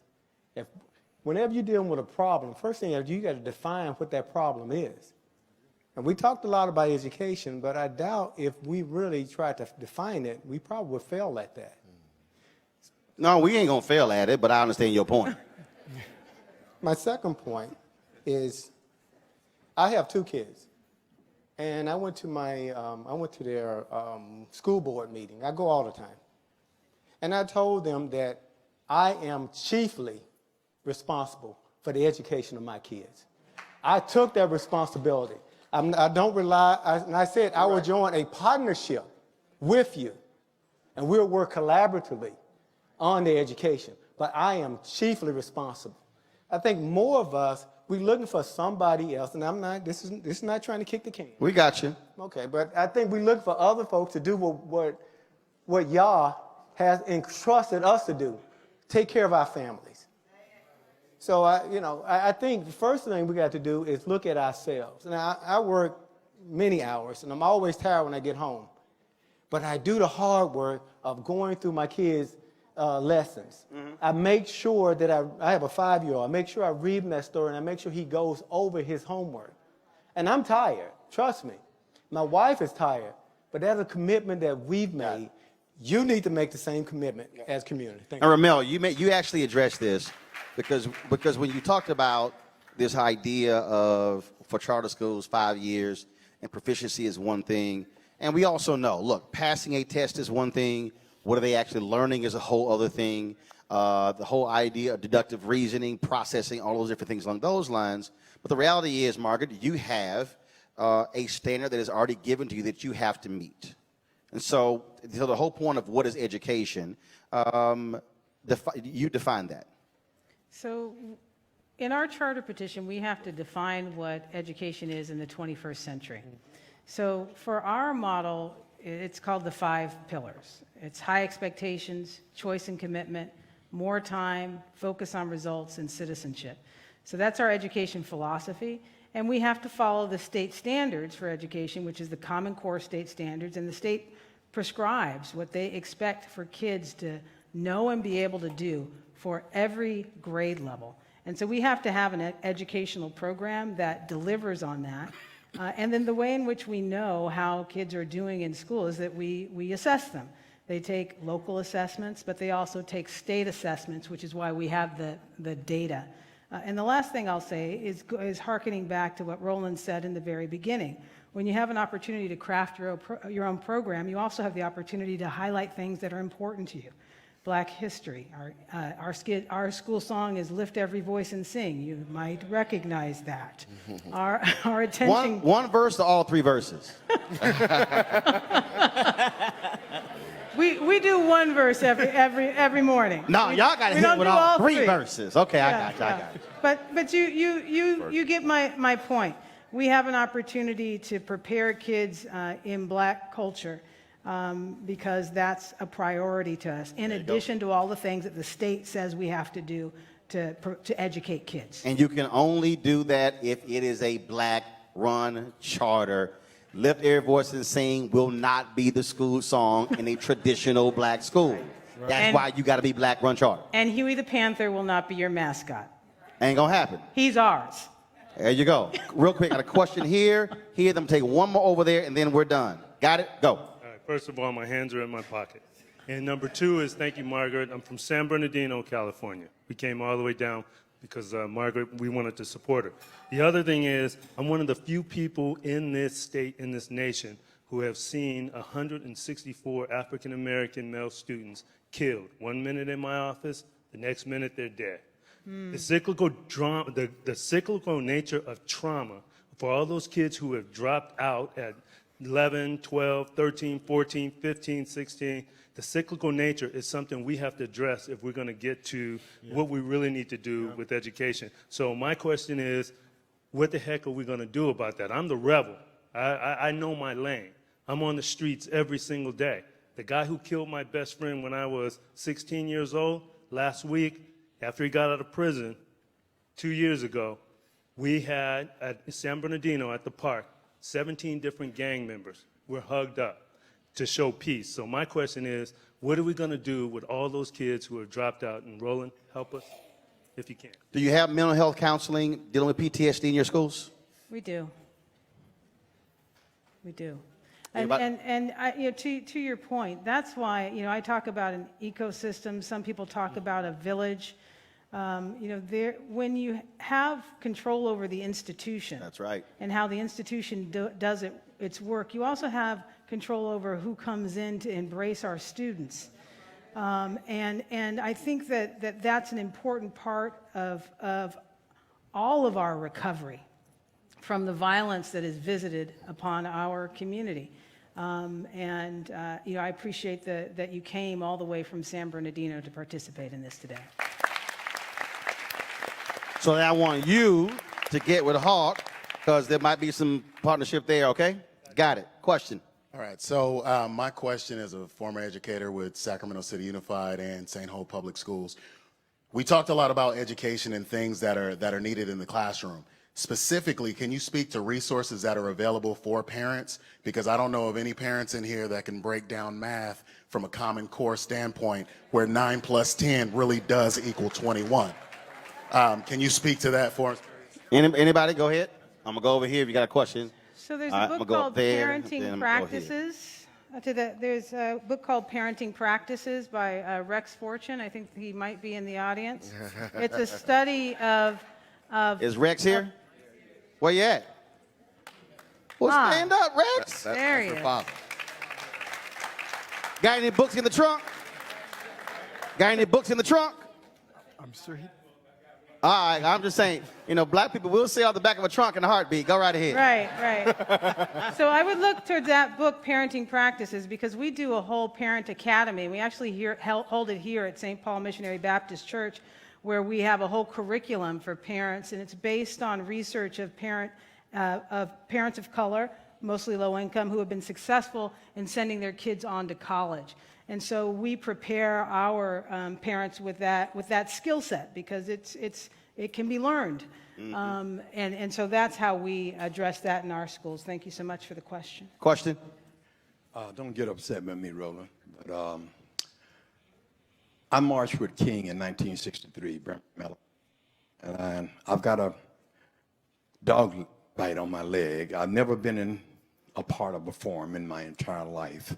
I am just honored to be here with such a magnificent people. The panel, you're awesome. And King Roland, I waited a lifetime to meet you, my man. You're a saint, brother. My son, I'm sorry. You're saying it's just my son. And I just want to say that most of you won't understand when I say that. With my experience, I'm 71 years old. Like I said, I'm marching in Birmingham. Black don't crack. Sure don't, right. And I was in Birmingham 63. But the vote, everybody talks about the vote. And as you know what we did in 1963, we demonstrated, as piggyback what Margaret said, we put it to action. We demonstrated, we protest. That's what makes a change in this country, And people don't understand when I say on my Facebook, because not so much as the vote, but the action, the protest. Like action after the vote, too. Absolutely, it creates the vote. And like I said, I have dog bites to prove that. And you, young man, I'm especially proud and honored to meet you, because I look at you as a king. I got every recorded program you've ever done. Oh. And I've never voted for anything in my entire life, but if you ever run for anything, I would vote for you. I love it. I appreciate it. I appreciate it, young man. I ain't gonna run for office, because see, I cuss people out.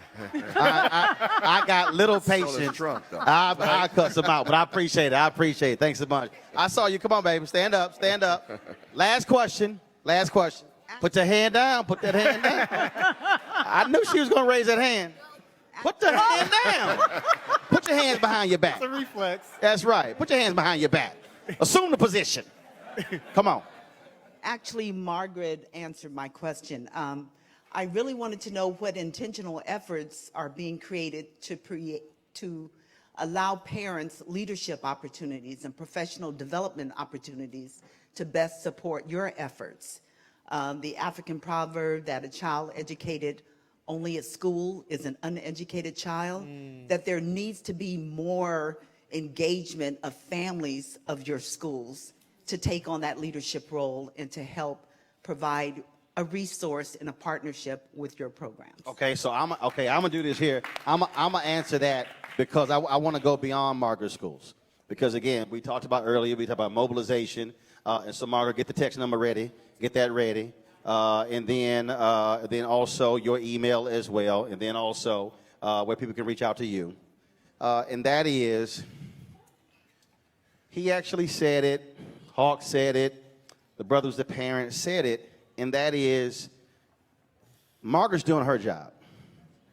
Doc's doing her job. He's doing his job, doing his job, doing his job. We don't have to say, what is the institution already doing? What is required is, and this is where I always talk about, you can't have a strong nation without a strong state, which requires a strong city, which requires strong neighborhoods, which requires strong blocks, streets, houses, house, individual in the house. Mm-hmm. So what is needed is literally, where are you, and then what's in your surrounding area. What I mean by that is, if you say, I'm going to commit to help tutor 3 kids, that's 3 more that's being tutored right now. If you say, if you're the pastors, if you go to Children's Defense Fund, and you say we're going to create freedom schools, we're going to create a tutorial program from 4 to 7 p.m. in our schools, use existing churches, tap retired teachers in your particular church, ask them to commit to once a week to be able to offer tutoring services, do a survey in your area, you could transform reading and math numbers overnight because you have your own ecosystem. That's the ecosystem. We keep talking about a village, but a village is actually made up of people. And so the question is it the people next to me? Is it my cousins, my nieces? Is it my neighbors' church members?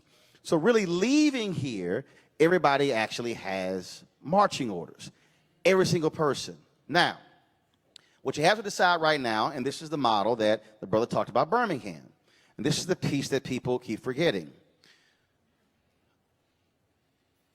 When King was selected to lead the Montgomery Improvement Association, there literally are more people. I need you to understand this because y'all about to think I'm crazy. There are more people who are literally sitting in this room than the number of people who were in the basement in Montgomery who decided to launch a one-day boycott. I've been to that church. That's a small church. Follow me here. The Montgomery bus boycott was a one-day boycott.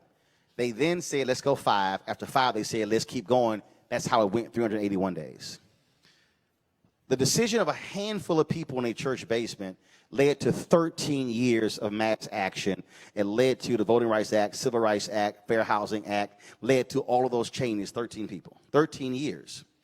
Why am I saying that? Because the problem that we have is we believe, and Hawk actually gave it, when he said create an education consortium, you can literally change education in Sacramento with only the people in this room. Which means, are the people in this room willing to start? You don't have to call anybody else who's not here. You can actually start right here.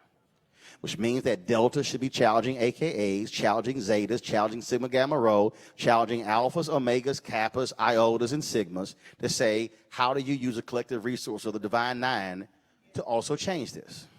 Which means links, ladies of distinction, men's groups.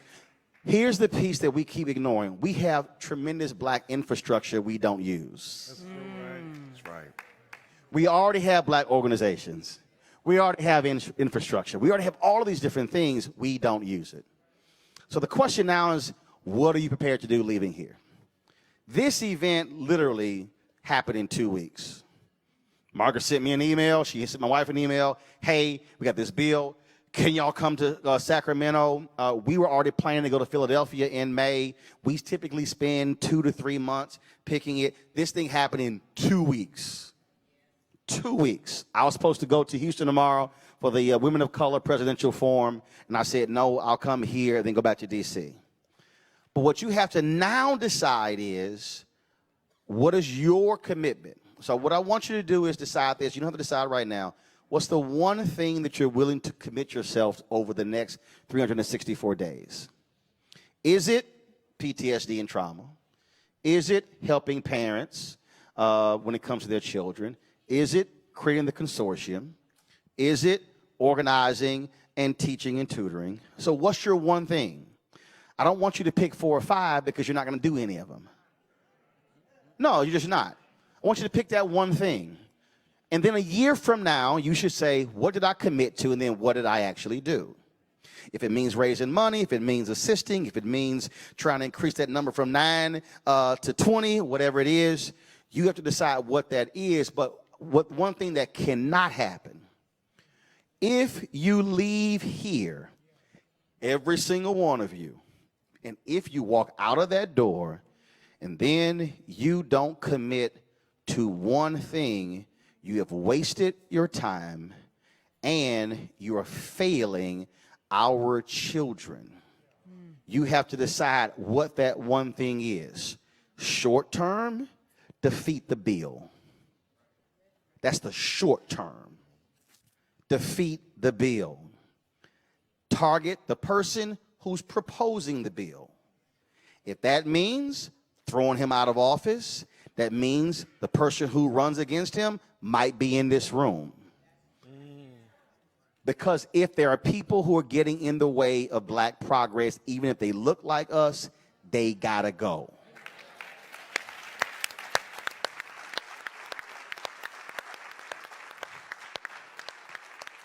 But you have to decide what that one thing is. I am more than willing to assist any way that I can, amplify the issue. We've been streaming this. We're going to actually restream this several times over the next week. More folks will learn about it. But you are the only people who can decide what happens with education in Sacramento. You. This is on you. And if he can get bites in Birmingham, and do understand, there are black parents in Birmingham right now who are fighting the Birmingham School Board who does not want charter schools. And the numbers of the black, if you think those numbers are bad, go see the education numbers of the black belt in Alabama. Will make this look like Rhodes Scholars. So you have to now decide, what are you going to do? Text number, what is it again? 52886.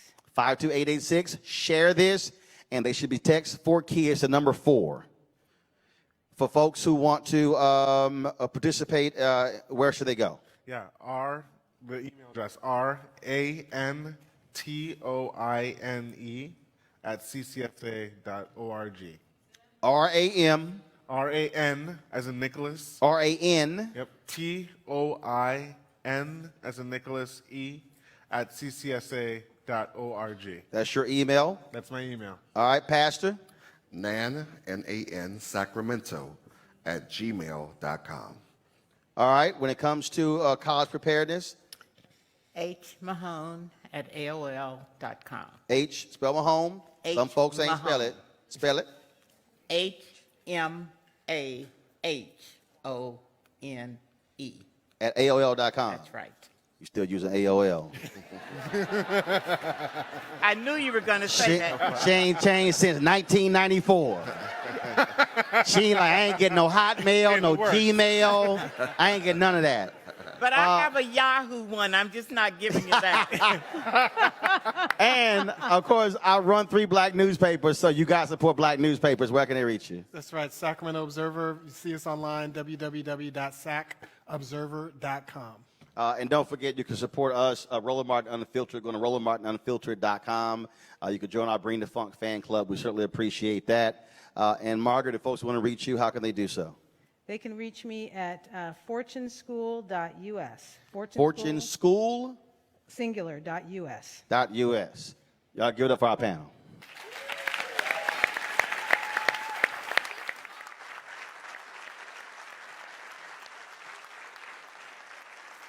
All right. Y'all that got to go home. Y'all got to get out of here. Thanks a lot. We appreciate it. Hey, fam. Want to check out Roland Martin Unfiltered? The blackest show on all of digital, cable, and broadcast. Check out our audio podcast. There's only one daily digital show out here that keeps it black and keep it real. It's Roland Martin Unfiltered. Press play.